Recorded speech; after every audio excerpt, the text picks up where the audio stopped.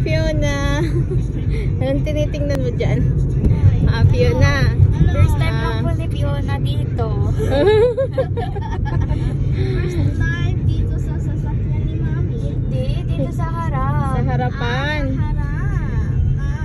Kaya siya tuwang-tuwa o. Tingnan mo. Nagtutuwa siya. Kitang-kita niya ang daan. Tapos ang aircon ay nasa mukha niya. Gusto siyang tubig pero Parang anong ano, Fiona. Nakabahan naman siya. Fiona, stop. Chika-ching, chika-ching, punta tayo po chika-ching. sa Alam mo na naman ata kung saan pupuntaan. Saan tayo pupunta? Dito sa best friend niya. Saan tayo? sa best friend niya. Pupunta tayo sa best friend niya aka si Bella. Shout out sa Erica Joy. Ah, sa Erica.